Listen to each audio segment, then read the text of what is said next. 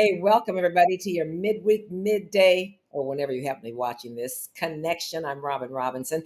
Today we're going to talk about college, not whether or not you should go. That's a personal decision. I know it's not for everybody, even though people talk college degrees do, generally speaking, make a lot more money than people who don't have college degrees. That's not to say that you couldn't come straight out of high school, have some great business idea, be an entrepreneur, and we'll all work for you. I'm just not having that conversation today, to college or not to college. There was never a question in my household, but in many, many households, there are still waiting for that first generation college student, and disproportionately, it's in households of color. There is a college, a university in Chicago that is. If you look at the list of HBCUs, historically black colleges and universities, I don't think we're on that list, but we are definitely, this university is definitely a historically black university. And it's Chicago State down on 95th Street in Chicago. And it has a storied history. It's been around a long, long time. Started out as a teacher's school. I think they called it the normal school. But it's been through a lot of changes over the years. The topic of a lot of conversation about, is it going to make it? Is it not going to make it? Is there malfeasance? Are we, what's going on at Chicago State? Um, is it getting funded appropriately? Is it a victim of educational disparity, as African Americans have been in so many spaces in this country? And then came Z. Scott, Zaldwaynaka Scott, the 12th permanent president of Chicago State University, unanimously voted in by the board, and we haven't heard anything but good stuff since you got there 5 years ago. Good afternoon, everyone, or good morning, whenever you're watching this. Glad to be with you today, Robin. Thank you for having me. You just let that compliment go right over your head. What I said was, we haven't heard anything but good stuff since you took the helm of Chicago State University. I mean, how did your vision? Obviously, has been successful. We'll talk about some of the data in a minute, but you really came to this university, following a time of great turmoil. That's true. I mean, the university had been without a long term permanent president for quite some time when I took the role in 2018. And it's actually been 6 years, not five. Who's counting? I'm now in my seventh year as president of Chicago State. But I will say to you that leadership is one thing, but also having good people around you that support leaders and support vision and support mission is also critically important to stability. As are resources, because I think that sometimes some of the criticism in the past of leadership didn't take into consideration that, I can only do what I can do with these two pennies you've given me to rub together. And the financial and fiscal crisis that the state was experiencing, basically not even funding the public universities and colleges for a couple of years there, while the former governor Bruce Rauner was fighting with the legislators in Springfield. It was really a hot mess. But then it was kind of blamed on those universities that they were laying people off and having personnel issues. So leadership also means being able to convince those that should be funding you appropriately to do so. What has been the biggest change externally that you've been able to attract some things that previous leaders were not able? So first of all, Chicago State had, kind of laid in the background in a real serious way. Our relationships with our public officials and our community and any partners were non-existent. So part of the strategy for re-engaging had to be that we had to have hard conversations with our legislators and long conversations with our legislators that support the institution.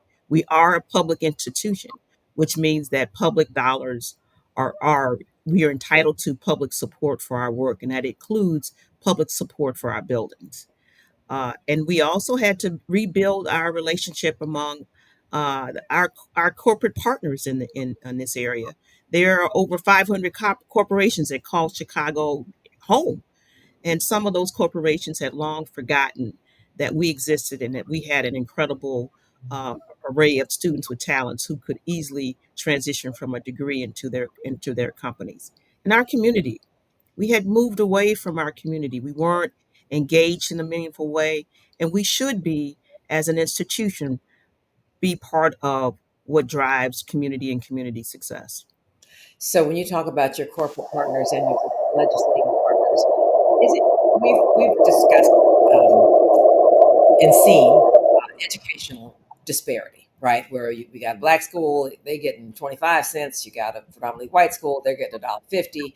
Um, do you see a more equitable funding position from state leaders now for Chicago State versus University of Illinois at Chicago versus Northeastern versus other public universities? So I think that you can visibly see some disparity in funding just from the condition of the campuses themselves. Many of our institutions who are public institutions are not being adequately supported by state dollars. And I will tell you, this is something that has come to the attention of our General Assembly and that we're working on. For the past 2 years, there has been a funding commission that has been hard at work to create a pathway for all of our public universities to have adequate, stable, and equitable funding. And that legislation has now moved to the Senate. And we're in the last stages of looking at how that legislation will operate to bring more equitable funding to our public institutions. And of course, the argument in favor of that is that it's an investment that Yeah, we get paid back on at the end of this. right. Even now, looking at the funding we get, there is a we've evaluated that the citizens of this state get a return on every dollar that they invest in Chicago State. So we know that our economic impact, we are a good bet.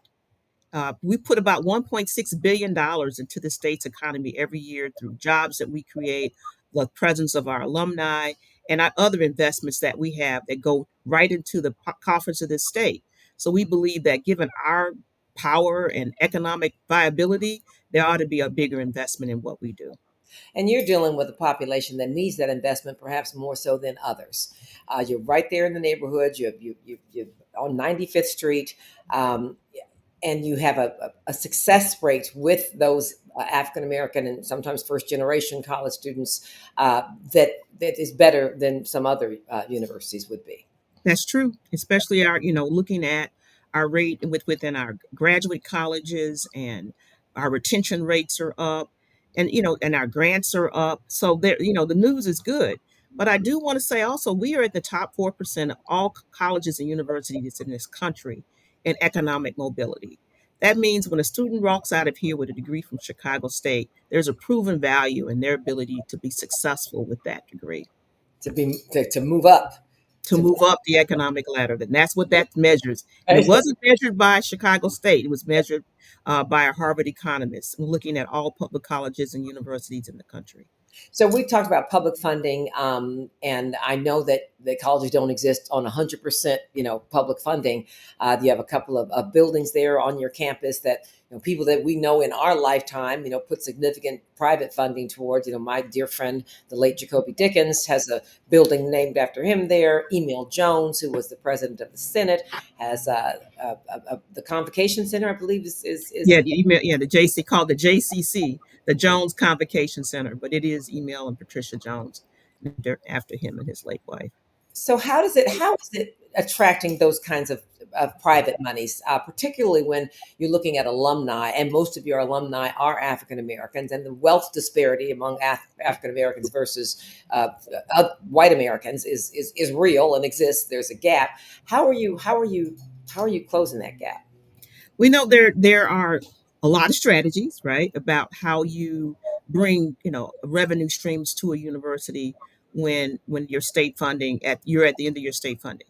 So I mean, one of our revenue streams is tuition dollars. So our students, like most college students, do pay a tuition to attend Chicago State. But once you move past tuition, you look at where is philanthropy and where are our corporate partners. We have many corporate partners who invest in scholarships and in our programming and in externships and internship programs for our students. I'll give an example. We just had a scholarship gala, and United Airlines was our presenting sponsor. And Robin, you were kind enough to show up and Oh, MC our event. And it was a very successful gala in terms of corporate participation. We added 18 new corporate partners to that event. And so that you see that our brand does attract positive attention when it comes to donating to Chicago State. So that's kind of what gave me the idea that I needed to have you on the podcast. I went to the gala. The energy in the room was incredible. Though people came with a belief in Chicago State and what it does and what a great investment it is. Now, this is the Chicago State Foundation that does this gala. There was no Chicago State Foundation before you became president. Am I right? No, there was not. The foundation had gone defunct, and one of the critical tasks I was provided or given by the board was to rebuild our foundation and our for institutional support, which meant that we had to write the documents, find people who were interested in lending their company's names and their own names to pursuits related to Chicago State, and then hire an executive director and get ourselves moving. All that has taken place within the last 5 years. It was a labor, but it was a labor of love, and I think we've got the right team in place for advocating for Chicago State. You do. Leadership, good leadership attracts other good leadership. You have Andrea Andy Zopp, who is she's the chair of the Chicago State Board, not the Yes, foundation, right? yes, she was appointed by Governor Pritzker to the board of Chicago State, and then subsequently elected chair of the board by other board members. Yeah, and then you have John Roback, who is the chair of your foundation board. Absolutely, I have good talent over here that I couldn't buy. I couldn't buy leadership like John Roback and Andrea Zopp. I mean, they are legends already, and they have an incredible legacy of work behind them in terms of their own civic engagement. And I'm grateful for their support of our institution. And Chicago State, as an institution, right, is has always supported its community and been a place maybe if no place else would work out for you. When you talk about judging a university by your graduation rates, by your enrollment rates, it's a little bit different story with the population you're dealing with. And in fact, right was it right after you got there that the numbers the falling numbers of African Americans who were even applying to college was at what you call crisis levels. That is true. I mean, a lot of people are not aware of the kind of data that the Illinois Board of Higher Education keeps about who's progressing, who's being retained, and who's completing in our state. And one data point that we looked at prior to COVID was what the experience of the African American students and communities has been in our institutions in Illinois. And what we found at that time is that the rate at which Black students were going to college at around 2017 had dropped no, about 20, I think it was 2017, 2018, had dropped about 27%. And then came COVID. We know that every data point coming out for our African American and Brown students coming out of COVID was full of challenge and pain. And so what we saw was an additional 10% drop in the rate at which African American students are going to college in this state. So between 2013 and 20, I think between 2013 and in current, we've seen that 37% drop in Black students going to our colleges and universities in this state. I mean, so it really is a crisis statistic for our state, our Black populations, our Black community, because as you said coming in, Robin, if you have a college degree, you will live longer. The data is clear. You will live longer.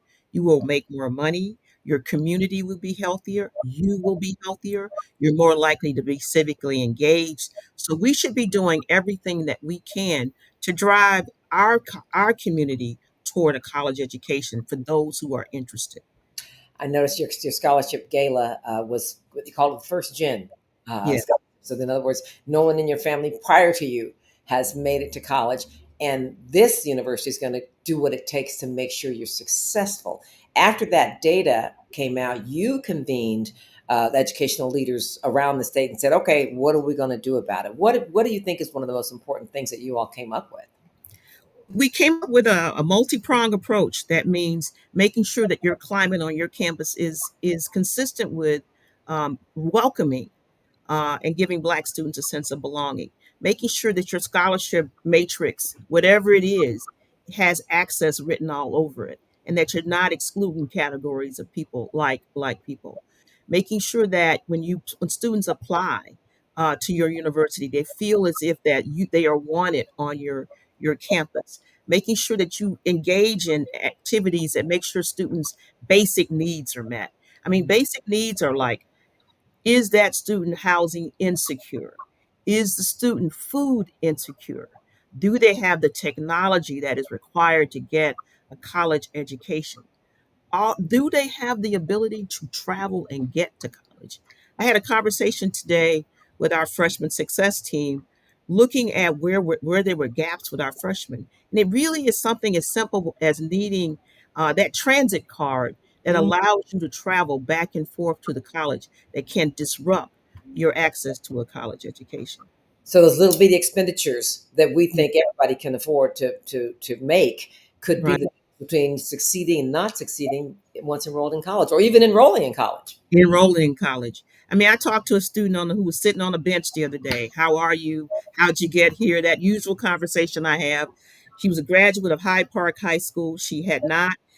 She had missed a deadline for certain benefits that were associated with freshman year, and she told me she did not have a laptop. So we know that the chances of her success are diminished because she doesn't have the technology it takes to really do the work, access what the university is offering, and complete her freshman year in a way that is a signal of strength. So I wrote her name down. I would run into our people saying, we need to access her, call her, so we can figure out how we can get her the technology support. I It's one by one. It's a ground game out here, you all. You you got to go one by one with our students and making sure that they feel as if they have a way to move through here. I saw a student in the downstairs in the administration building. He said, President, I'm working on finding my third job so that I can afford to stay on campus because I need to pay for my housing. And so before that day ended, the student had a housing scholarship that allowed him to continue to stay in housing and in a way that he didn't have to take on that third job to pay the bill. That's right, because that's 4 jobs. That's 3 jobs plus school is a job, and you don't want to not. School is a job. Yeah. So you got, and the luxury, but I had as a college student, I didn't have to work. I did because I wanted a little extra money in my pocket, but I didn't have to work, and Yeah. that's a privilege that we don't always recognize as being that. So you say it's a ground game, one student at a time. You're paying attention to them individually, because oftentimes people want this whole sea change, like change the data right away, but it's one student at a time. But your data looks good too. I've got to say this kind of blew my mind. It says that CSU is not only the top 3% in the nation for graduating Black students with baccalaureate degrees in physics. Yeah. Physics. I can't even do what is it? Long algebra, uh, but also a leader in quantum workforce pathways. Quantum, to my understanding, is that thing beyond physics. It's beyond physics, beyond chemistry is a new science, right? And there's a race to figure out how quantum will be incorporated in our workforce. We have students right now who are doing their last year of science coursework to graduate, and they're taking quantum science before they exit here and during their research project. And also this summer, students on our high school students on our campus this summer who were in a quantum camp. So they spent 2 weeks with us working alongside of our faculty and the faculty of the University of Chicago in learning and engaging in quantum exercises so that they understand that science before they graduate from high school. Wow. And there's this kind of ranking of universities around the country, and I can't remember everything that they said there, but they did. Chicago State ranked very high in terms of the best professors on campus, and I was very proud. And you should be proud. You have brought this. You can't do everything yourself, but you have brought the right people together, and Chicago State now being a very viable option for people who have other options. It's not just the only place I can get in. And they people should think of it like that as a viable option. When you're trying to get to college, it should be about fit, not Yeah. necessarily the reputation of the college. Given that what you can do once you exit with a college degree, no matter where you get it from, particularly our public institutions. I mean, people don't know that our freshman year is free. There is no cost to attend Chicago State as a freshman in our Rise Scholars Program. That means that we will pay your tuition, we will pay for your books, we provide you technology that you can keep for 4 years as you move through the institution. And we provide other programming that is designed to make sure that you're having a holistic experience that supports your retention in college, because the data shows that when Black students do access a college degree after getting past that first cliff, that they're least likely to be retained in our in our Illinois universities. So that retention is a very important data point, and it's a very important thing to focus on as students move through their experiences with you. And that includes, once they're here, once they stay, making sure that they graduate into a job that Mm, pays family sustaining wages. right. So all of that is the work of a good university. And especially they get that job and they don't spend their entire paycheck paying back high student loans because you're very reasonable. After grants and loans are taken into consideration, you're a very reasonably priced university. That's true. If you qualify for the top level MAP grant and the Pell grant, you have very little that you have to pay once you access those dollars. All right. Well, thank you, Z Scott. You are amazing. You are a shero, and you are doing great things at Chicago State University, which has a long and storied history. But these chapters are turning out to be some of the best, and I want to you get a lot of credit for that. Thank you for having me, Robin. I appreciate the invitation, and it's always good to see you. Okay, I'll be back on campus soon. Bye bye. So, and actually, I have taken classes at Chicago State So University. we So, count you as an alum. right, that's right. No, and I went for the. I'm not as embarrassed. I went for the cannabis certificate when they were Oh first. yeah, I remember that. I sure do remember that. You Right, still trying to get into the industry?